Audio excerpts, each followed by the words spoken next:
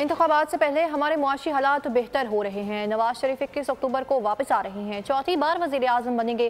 ख्वाजा आसिफ की सियालकोट में news conference.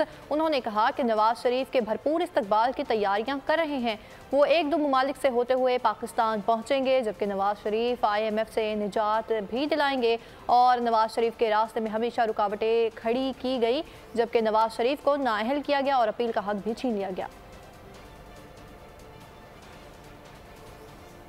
18 तक जो हमारी हुकूमत 5 साल रही, उसमें जो अचीवमेंट्स थी अगर वो जारी और सारी रहती तो आज ये ना महंगाई होती, ना बिजली के बिल ज़्यादा आ रहे होते, कुछ भी ना होता। इन तमाम चीज़ों को जो है लगाम डाल दी थी मियाँ नवाज शरीफ ने। नवाज शरीफ को जो है वो पनामा के केस में मुलव्वस किया गया, फिर बेटे से तनख्वाह ना लेने के लिए उसको जो है नाअहल करार दिया और उससे अपील का हक भी छीन लिया गया। ये किसी बदतरीन मुल्ज़मों से भी ये कभी सलूक नहीं हुआ जिस जो मियाँ नवाज शरीफ के साथ हुआ। नवाज शरीफ वापस आ रहा है, इंशाअल्लाह ताला चौथी दफ़ा वज़ीर आज़म बनेगा और ये सारे के सारे मसले जो है ये हल होंगे। और ये इस वक्त जो दौर जिसमें सांस लेना दुश्वार हुआ है, इससे निजात जो है नवाज शरीफ निजात दहिंदा बन के 21 अक्टूबर को वापस अपने वतन आ रहा है।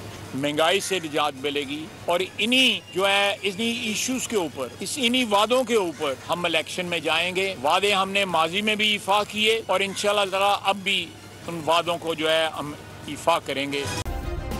सब्सक्राइब करें और बेल दबाएं ताकि कोई खबर रह न जाए।